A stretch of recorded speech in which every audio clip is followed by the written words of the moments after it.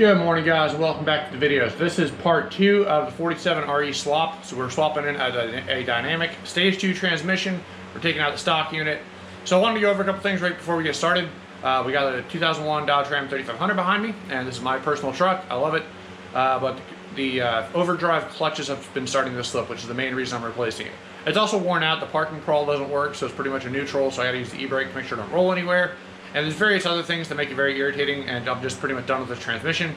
So today we're going to be going ahead and swapping into the new unit. Last video I pulled out everything. Before we get started, like I said, I want to go over a few things with the old transmission. Nothing bad really, besides the slipping overdrive. But yeah, let's get into it real quick. Alright, so like I was saying, so this is the old unit right here, 47 RE, pretty much stock. I still have to swap over some of the accessories. I know the shifter linkage needs to come off, and this whole thing needs to be swapped over to that one.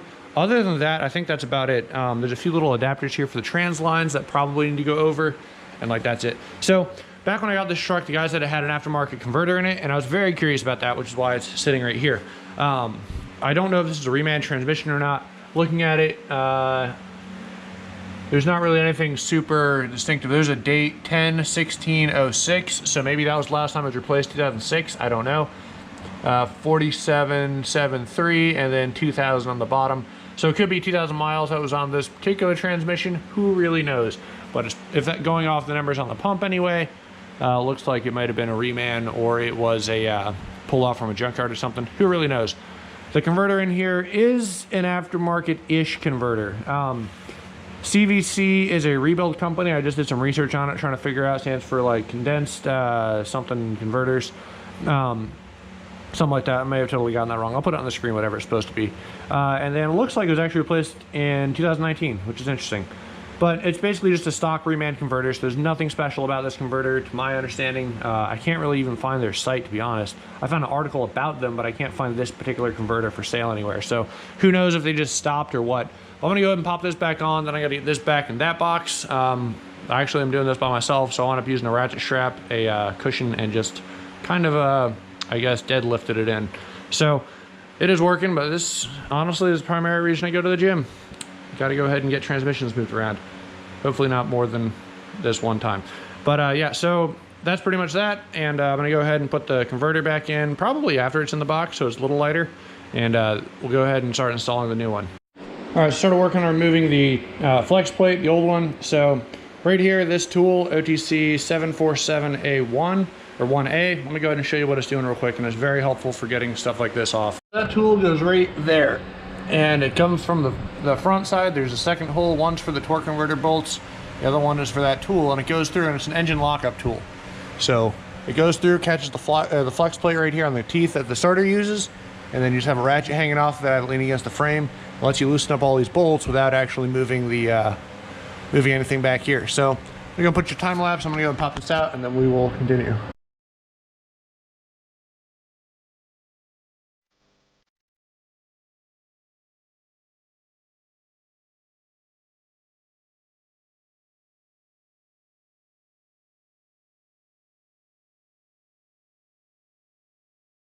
Flex seal is out, it's right there, and you can see also that our rear main seal is nice and dry. So that means that repair was a success. There was no issues with it, which is awesome. I was actually kind of concerned about that. I wanted to make sure it was done, you know, I did it right. And it looks like I did, not leaking here at all. So the only oil leaks we have, I mean, there's still, I mean, it's a transmission fluid, but we still got to get the oil pan gasket, but I'll do that at a later date. So now that that's out, I guess it's time to go ahead and get the new flex plate and throw it on. All right, so this is our awesome looking transmission right here. Got everything switched over that I need. Shifter linkage right here, nice and able to be moved by hand, kind of. I was able to do it when I was up there. This is a bad angle, shut up. Little adapters right here for our cooling lines. It already came with a speed sensor, so I don't need to swap that over. I did need to swap this sensor, I think it's the heat sensor. I don't know, all it has is a single probe sticking out, so I'm pretty sure it's the PCM fluid sensor for heat. And then we got this nice, beautiful torque converter right there. So that's the triple disc, and it is set up for 12 bolts if you choose. This, however, this flywheel doesn't have it. Flex plate throwing me off again. It's only got the 6, which is fine. It's not really rated for all the horsepowers. That converter is rated for a lot more than 450, but the rest of the trans is the weak point compared to that. So we're gonna go ahead and toss this thing in. These bolts get torqued down to 101 foot-pounds. and I'm good to go. So I'm gonna go ahead and toss those in real quick.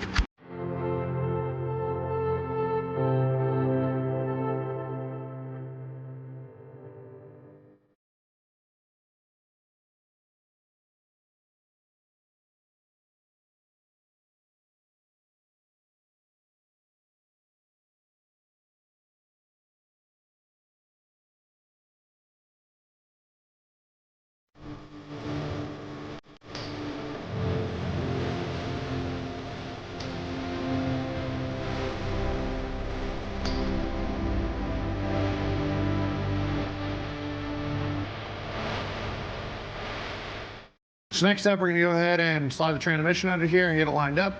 Flywheel's bolted down, 101 foot-pounds for all the flywheel bolts. And keeps on flywheel, flex plate to crankshaft. So next up we gotta go ahead and do is get the trans in here next.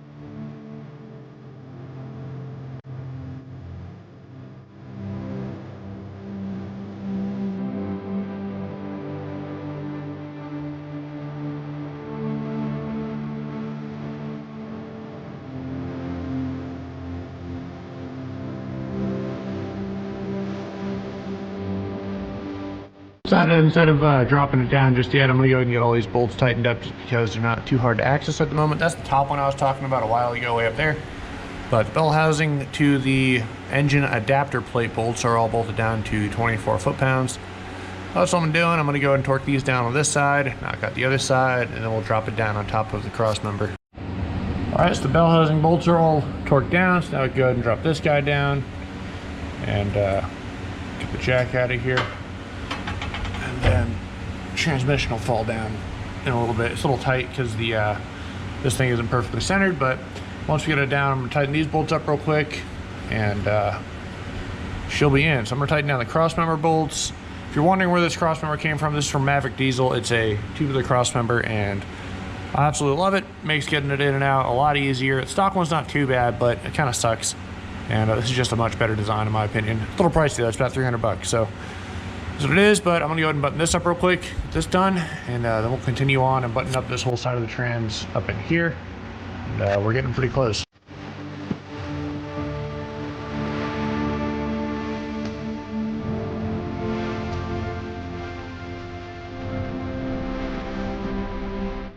Getting a little ahead of myself. Next thing I want to do is the bolts for the torque converter. So those get torqued down to 33 foot-pounds. There's 6 of them. And like I showed you earlier on the takedown video, you just rotate the gear. I'm going to use a screwdriver. And you just line up the torque converter bolts. And both of them are free spinning. So the gears will rotate the crank to get that initially lined up. And then you can actually rotate the torque converter by hand to get that lined up. And you'll be able to feel it through the little access hole. And should be good to go. So that's what I'm gonna go ahead and work on next. I'm gonna knock out those. Went ahead and buttoned up a couple more things. Starters back in. See if you can see it from up here. Starters in right there. No real torque spec for it that I'm sure there is one, but I don't really look it up. I just kind of go until I feel like it's tight. Starter's in, which is good. I forgot to do the dipstick tube, so I had to pull out one trans bolt and put that in. And then the torque converter's bolted in. Those are down to 33 foot-pounds like I was saying earlier. So we're definitely making some good headway. I think what I'm gonna do now is work on figuring out where I wanna mount everything. I don't know if I wanna put, I was messing around with, this is the temperature sensor for the transmission. I was messing around with where I wanna put it. This pan does have a threaded spot in the back for the transmission temp sensor. Although I think just based on how the wiring is already set length, I'm gonna put it in the old spot. And then I need to get an actual like plug so I can pull it apart and put it together whenever I do stuff. But until then, I'm probably gonna put it in the old spot. So I'm gonna pop that back in and then do all this wiring right in here. That's the next, I guess, plan.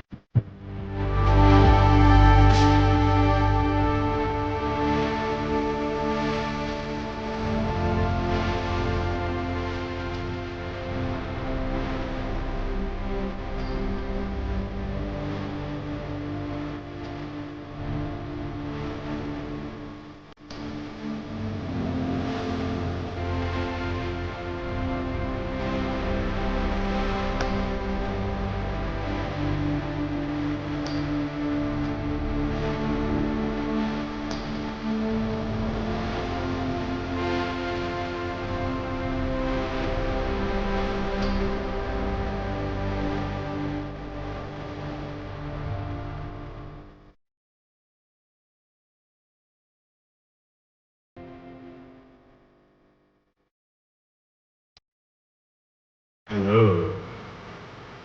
Hi. Subscribe. Yes. Yes. Alright, got the trans lines hooked back up. I'm actually pretty happy with this one. I was able to route it a little bit better than it used to be. It used to bang on the back of the transmission right here and kind of wore a little indent in the old one, but the new one, I don't want that, so I just pulled it down a little bit, which was easier than I thought it would be. And it looks like we're good to go there. So now that that's done, pretty much all we have left to do is put in the drive shaft and fill it up with fluid. So everything else is hooked up. I'm gonna go ahead and pop in the drive shaft and yeah, I guess we'll start putting in the fluid and call it good. So let me go knock that out real quick and we'll fill it up.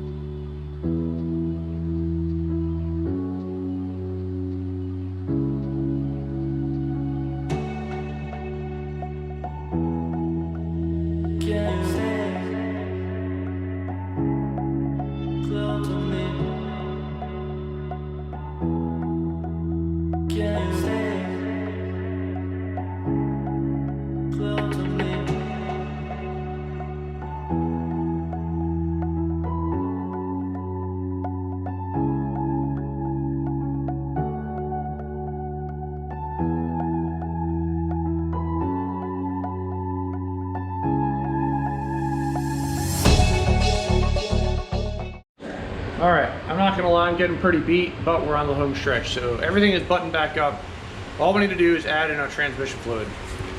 So right here is trans fluid. I'm just going with STP, mostly because it's something I can get easily at AutoZone right now. If I need more, I don't know. And it needs to get changed out at 1,500 miles, fluid and filter change to get any kind of break-in stuff out of there. So the big thing is making sure this is Dex 3, so if we're using certain GM and Ford vehicles where Dex 3 Mercon are specified. So that's what this is. And then I'm gonna put in 16 quarts to start with. And then he said between 16 and 18 are generally where it fills up at. The paperwork he sent along happened to say, see if I can find it on here.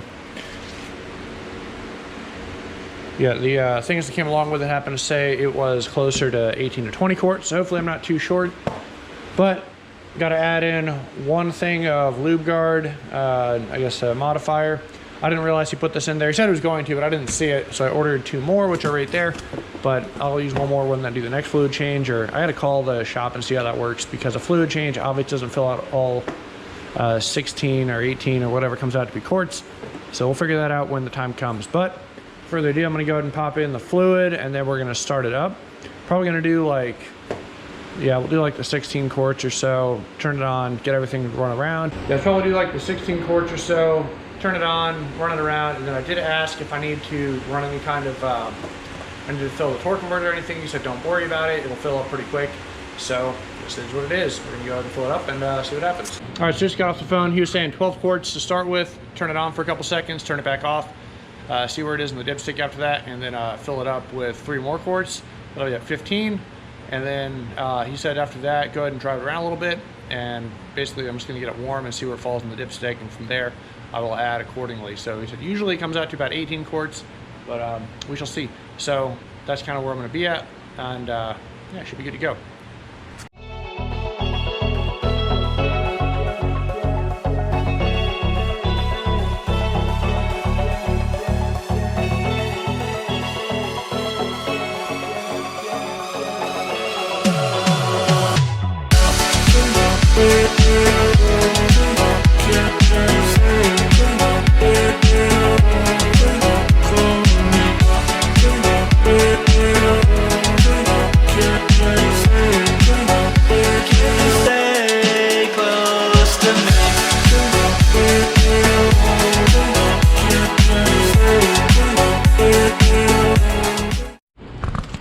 Well, those are 12 quarts. I'm gonna go ahead and turn this thing on real quick. Set just for a couple seconds. Basically, we're just trying to get it out of the pan and into the converter and everything. So I'll do like 5 seconds. 2, 3,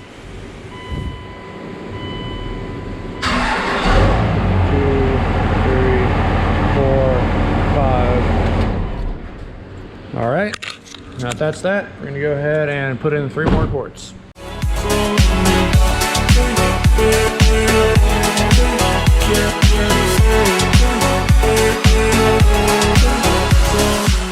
Well, that's gonna do it for today's video. Went ahead and topped everything off. I'm gonna go ahead and take it for the next drive, or the first drive rather, in the next video. We'll probably have to add a quart or 2 more, and that's pretty much gonna do it. So hopefully you found this guide helpful. It's about as close as I can get as far as like a guide. It did take probably full assembly and disassembly about half a day each, to be honest. I was moving slow today. I just really wasn't super motivated to get this thing in. But now that that's done, truck should be good to go for a long time. But the next, using the Dynamic Stage 2, next change is gonna be at 1,500 miles, 1,500 miles. We're gonna change the filter and everything, see what it looks like, and that's that. I'm very excited and happy to finally have a built transmission in the truck. As everyone knows, the Dodges have terrible transmissions. You can do stuff to help it out, solenoids, higher pressure valve bodies, and converters and stuff. But at the end of the day, I'm just happy to have peace of mind and have this thing built up, and we should be good to go. So once again, thanks for watching, guys. Don't forget to like, subscribe, and I will see you guys in the next video. Take it easy.